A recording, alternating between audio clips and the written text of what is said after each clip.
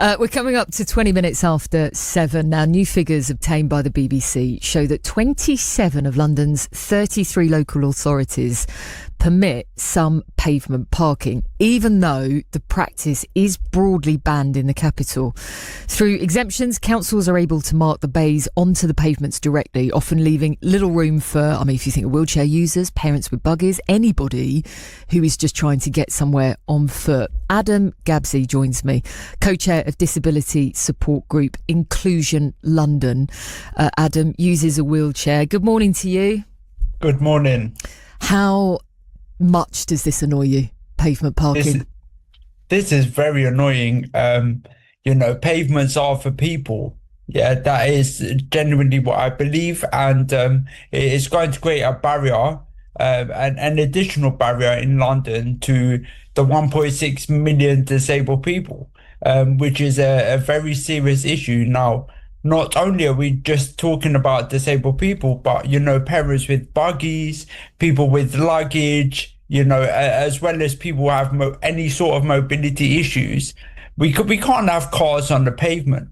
Now, I understand that when London was designed, the street space was not thought of with such big cars in mind and such traffic in mind. So we have a lot of narrow roads, but you can't solve a parking problem by creating an accessibility problem, right? Which is what is currently happening. If any pavement parking is allowed, you're preventing disabled people from accessing public life, which is not good.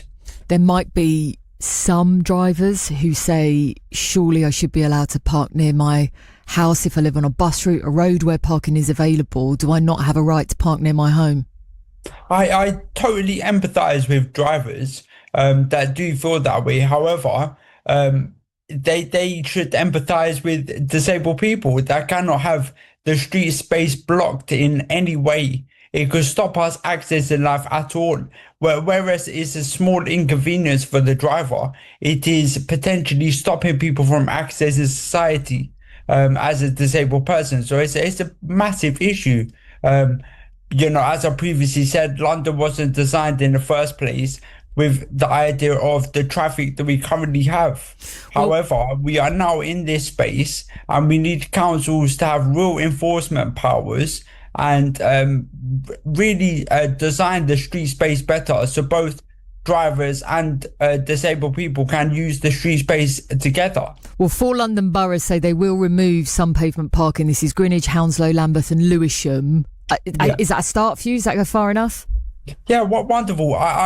We've had laws in place since 1974 which prevent pavement parking. Now, this is great that London has a higher standard than the rest of the country. However, if the enforcement powers are not given to local councils, I don't see the point in having higher standards if they're not enforced. Pavement parking should be prevented. I have been blocked in many occasions getting to my destination because someone is inconveniently parked on the street and I have to re-navigate. Yeah, now I am quite a confident so-and-so. Now, if you take that into a different context, it could prevent a disabled person from even wanting to leave their house. So it creates a real barrier for a lot of people. Thanks so much, Adam. Great to speak with you. Adam Gabsi, their co-chair of disability support group Inclusion London. A London council spokesperson has said that London has banned pavement parking, as you heard Adam say, since 74, and boroughs continue to actively enforce this to keep pavements clear and accessible for everyone.